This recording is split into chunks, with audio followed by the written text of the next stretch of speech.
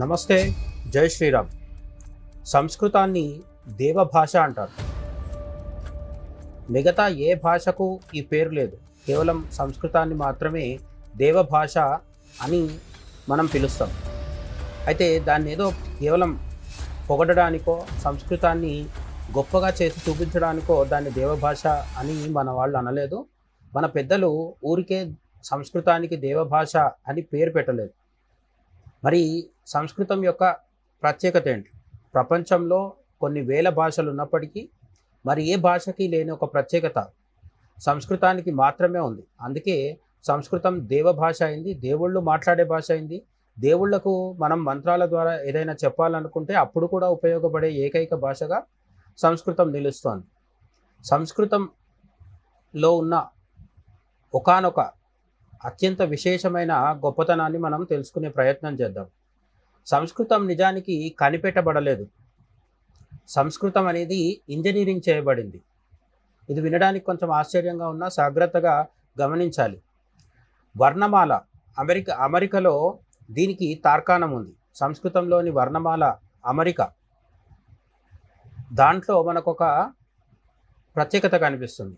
అదేంటి అంటే భూమి మీద ఉన్న ప్రతి భాష, ఇంగ్లీష్, హిందీ, అరబిక్, తమిళం, ఇలా ఏ భాష తీసుకున్నా వాటి వర్ణమాలను యాదృచ్ఛికంగా అమర్చుతారు.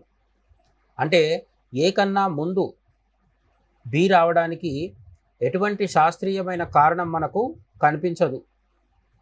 ఏ తర్వాత బి, బి తర్వాత సి, ఇలాగే ఎందుకు వస్తుంది అని అడిగితే శాస్త్రీయమైన కారణాలేవి మనకు కనిపించవు. కానీ సంస్కృత వర్ణమాల అనేది మానవ శరీరంలోని ధ్వని శాస్త్రానికి, దీన్నే మనము ఇంగ్లీష్లో ఫొనెటిక్ అని చెప్తాం. ఒక సంపూర్ణ పటం లాంటిది. అంటే మానవ శరీరంలోని ధ్వని శాస్త్రాన్ని ఆధారంగా చేసుకొని ఒక పటం గీస్తే ఆ పటానికి ప్రతిరూపంగా మన సంస్కృత వర్ణమాల అక్షరాల వరుస మనకు కనిపిస్తుంది అన్నమాట. ప్రతి అక్షరం ధ్వని పుట్టే స్థలాన్ని బట్టి, నోరులో లేదా గొంతులోంచి ఎక్కడి నుంచి అక్షరం ఆ ధ్వని వస్తుంది అనే దాన్ని బట్టి అమర్చబడింది.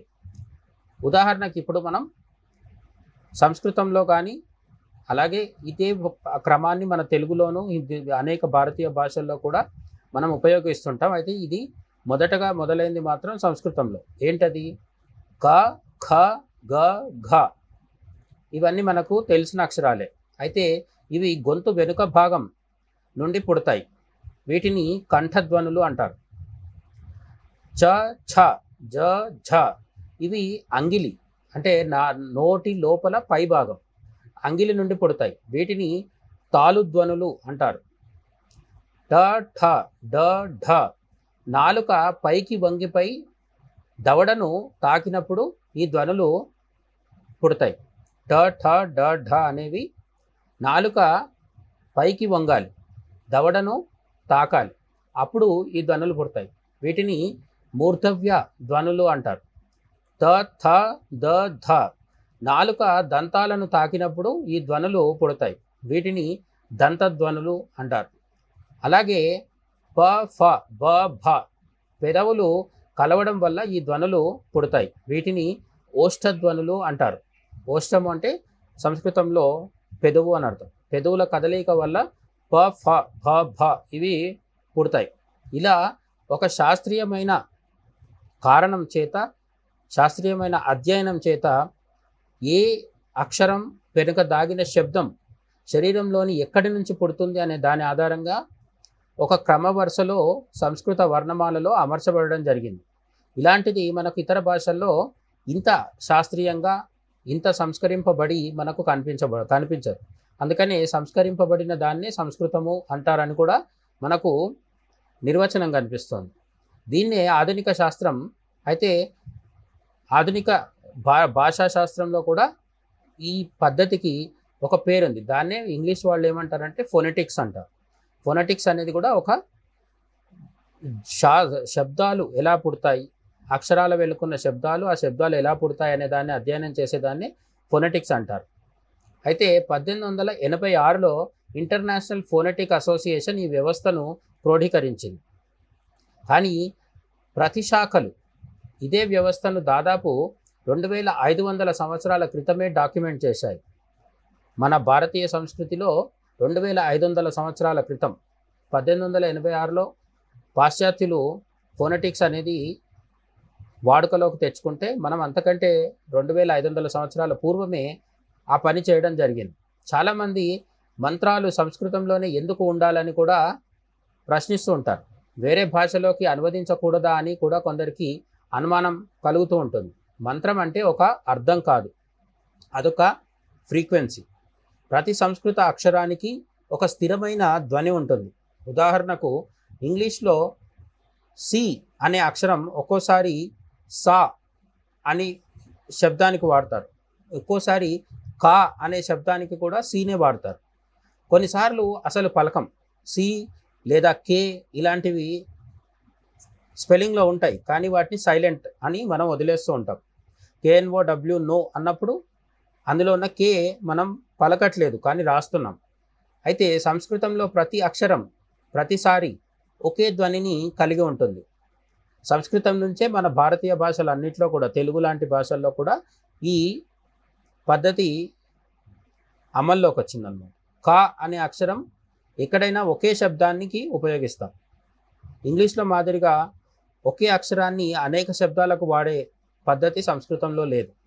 మంత్రాన్ని సరైన పద్ధతిలో ఉచ్చరించినప్పుడు ఆ ధ్వని, శ్వాస, ప్రకంపన అంటే వైబ్రేషన్, శరీరంలోని స్థానం అన్నీ కలిసి ఒక నిర్దిష్టమైన ఫ్రీక్వెన్సీని సృష్టిస్తాయి.